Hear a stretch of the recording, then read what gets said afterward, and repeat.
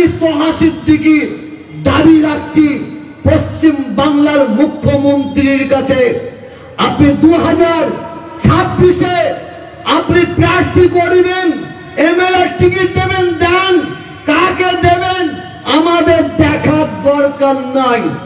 কিন্তু আমরা ওইটি দেখতে চাইছি, ওই এমএলএ দেখতে চাইছি, ওই এমপি, ওই সভাধিপতি, সভাপতি, প্রধান আমরা দেখতে চাইছি, যাদের মধ্যে যাদের মন মানসিকতা হিন্দু হবে তাদের আমরা চাই না, যাদের মন মানসিকতা মানুষ হবে, মুসলমান হবে তাদের আমরা চাই না, যাদের মন মানসিকতা মুসলমান হবে তাদের আমরা এবারে 2026-এ তাদের আমরা এমএলএ দেখতে চাইছি। ঠিক বলছি না ভুল বলছি? একটু জোরে বলুন। আমরা ওই শওকত মোল্লার মতন এমএলএ চাই না।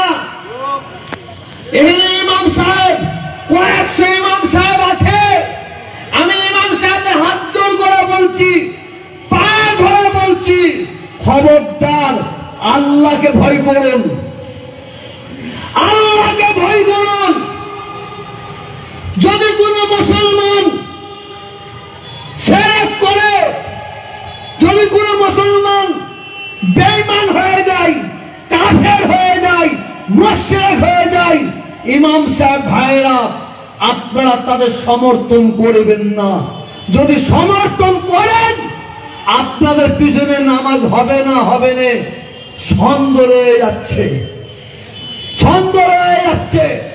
শুধু আই লাভ মুহাম্মদ সাল্লাল্লাহু আলাইহি ওয়াসাল্লাম এইটাকে নিয়ে বলবো আমাদের এটি ঈমান, অত সহজ নয়।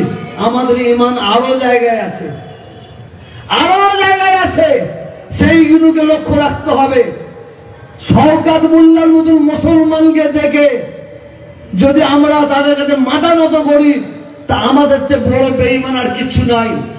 যাক, বেশি দিকে যাচ্ছি না। এই বাংলার সম্প্রীতি, আমরা হিন্দু, আমার কালিমুল্লাহ বলছিল, আমার কালিমুল্লাহ ভাই বলছিল, আমি এটা আগে থাকতেই বলি, এই বাংলাটা হচ্ছে হিন্দু মুসলমানের সম্প্রীতির বাংলা।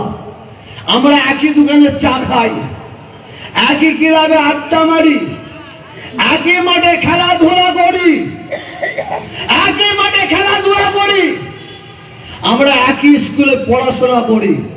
আর আমাদের মাঝে, আমরা হিন্দু মুসলমান এই বন্ধুদের মাঝে যদি কেউ মধ্যখানে দেওয়াল তুলতে চাই, সেই প্রাচীরকে আমরা লাথি মেরে ভেঙে দেবো, সেই প্রাচীরকে আমরা লাথি মেরে ভেঙে দেবো, বলুন ইনশাআল্লাহ। আসুন, বেশি